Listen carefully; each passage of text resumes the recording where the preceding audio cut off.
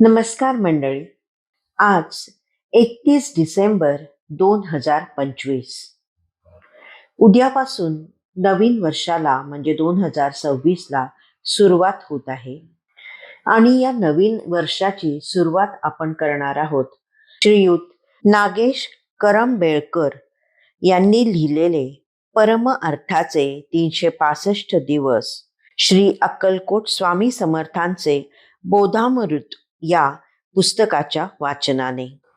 या पुस्तकात 1 जानेवारी पासून ते 31 डिसेंबर पर्यंत 365 दिवसांच्या 365 स्वामींच्या कथा सांगण्यात आलेल्या आहेत.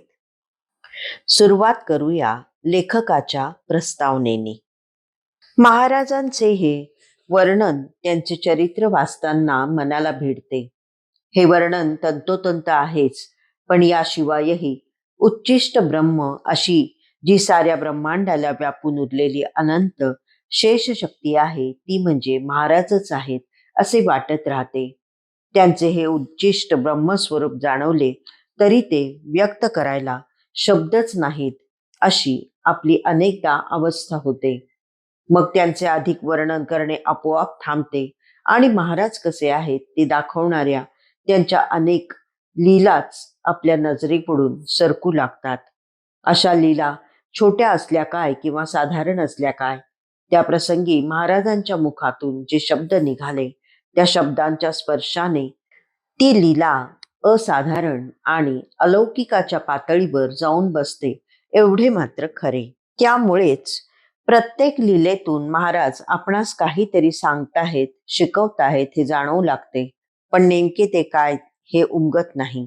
अशा वेळी आपल्याला भांबावून जायला होते. आपली अवस्था कुरुक्षेत्रावरच्या अर्जुनासारखी होते.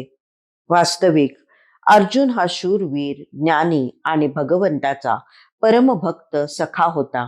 त्याच्या पुढे आपण अगदीच नगण्य चिलटासारखे क्षुद्रच आहोत. त्याच्याशी आपली तुलना होऊच शकत नाही हे खरे आहे.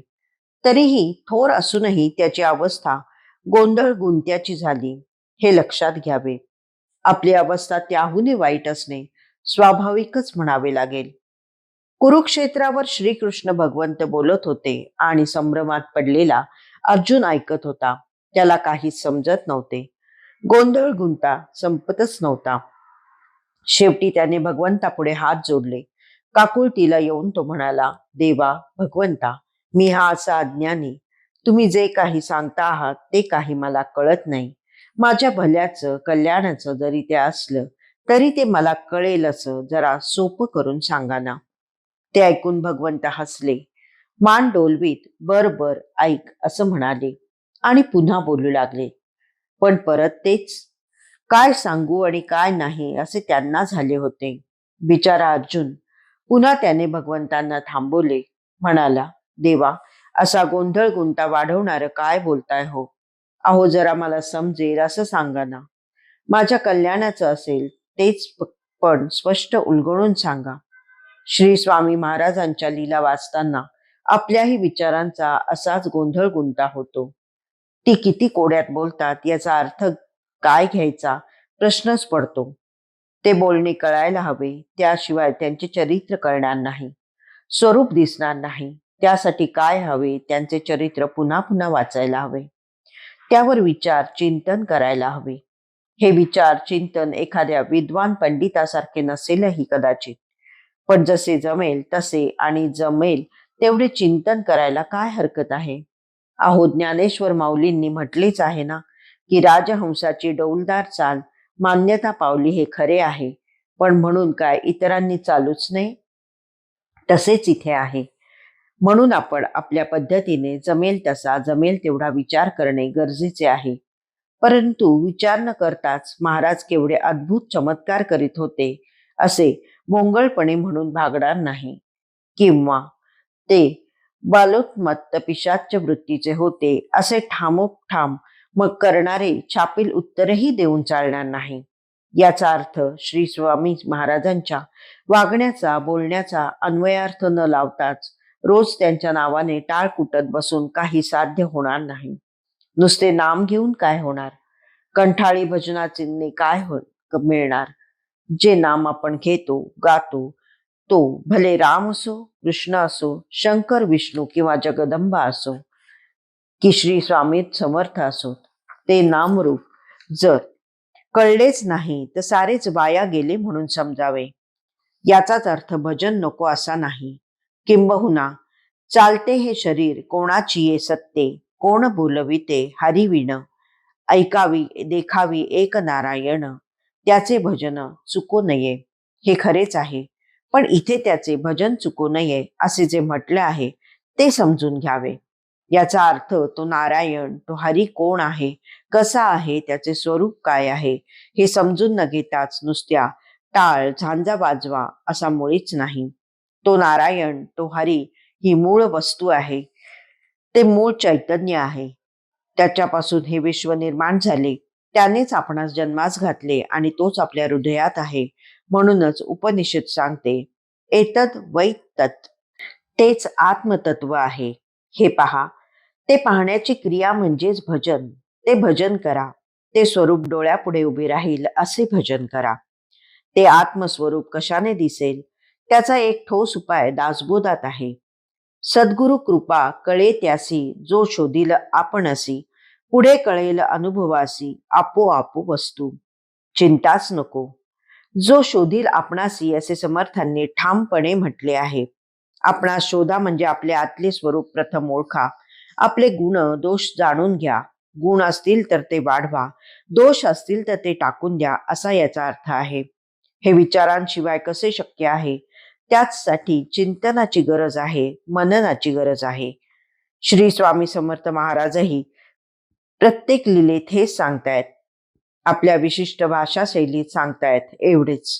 देव म्हणजे काय, त्याची भक्ती कशी करावी, कशा करता करावी, साधक उपासकाने कसे वागावे, हेच त्यांनी प्रत्येक लीलेत सांगितले आहे.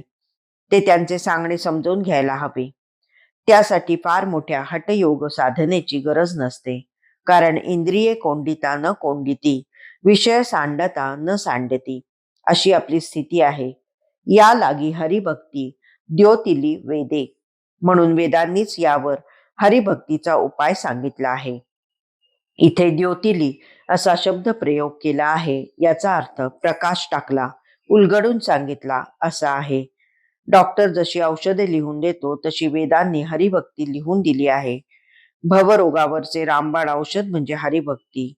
ती ज्या वेदांनी लिहून दिली ते वेद म्हणजे श्री स्वामी समर्थ महाराज. ते साक्षात वेदो नारायणच आहेत. पण डॉक्टरांचे अक्षर जसे दुर्बोध असते तसे वेदही दुर्बोध आहेत. म्हणून महाराजांचे बोलही गूढ, दुर्बोध, अगम्य वाटले तर काही नवल नव्हे. पण ते कळत नाहीत म्हणून सोडूनच द्यायचे का? नाही, ते कळून घेण्यासाठी त्यांचा पाठपुरावा केला पाहिजे. हरिभक्तीचे औषध कसे घ्यावे, किती घ्यायचे, त्याचे अनुमान काय, पथ्य काय, अपथ्य काय, हे सगळे त्यांच्या गूढ बोलण्यात दडले आहे. ते शोधावे, समजून घ्यावे. तसे केल्याने हरिभक्तीच्या रामबाण औषधाचा गुण दिसू लागतो.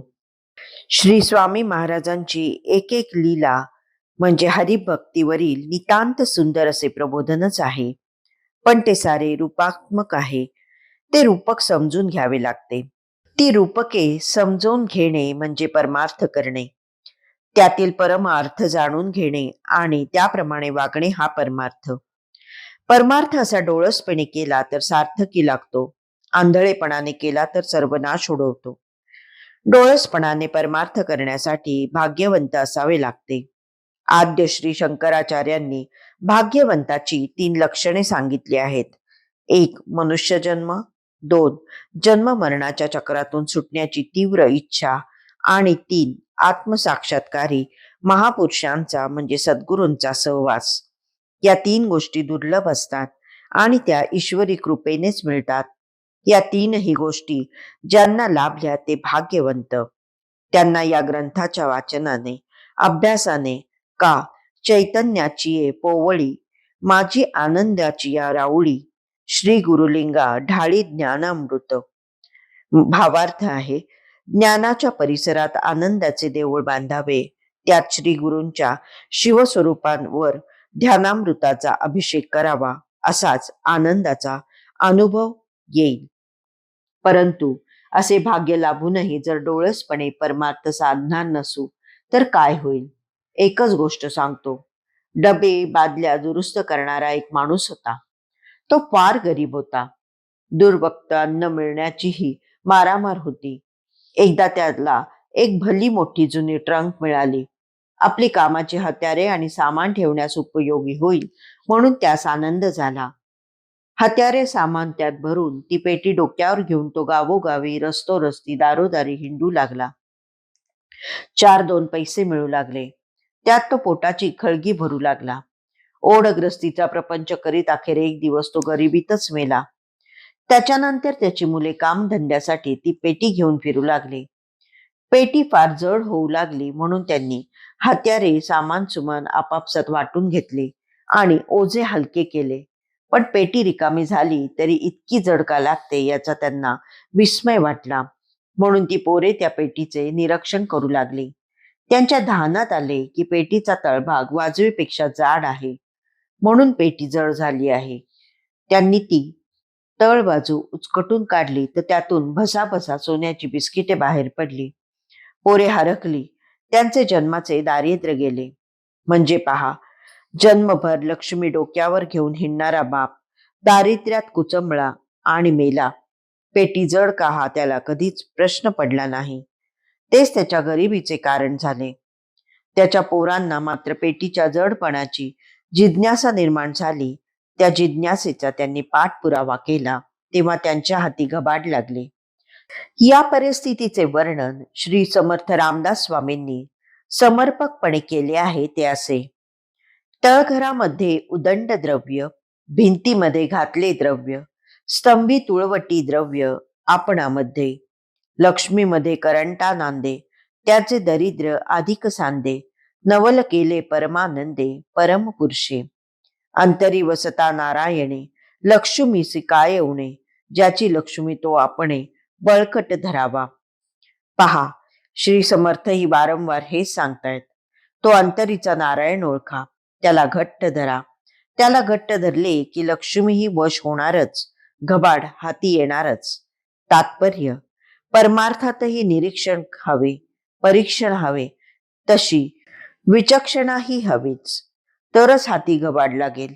महाराजांचे बोल गूढ आहेत. त्यांची विचक्षणामध्ये चिकित्सा झाली तरच त्यातील गूढ उकलेल. हरिभक्ती कशी करावी ते समजेल. ते समजले तर वर्षाचा प्रत्येक दिवस परमार्थाचा होईल. प्रत्येक दिवस सार्थकी लागेल.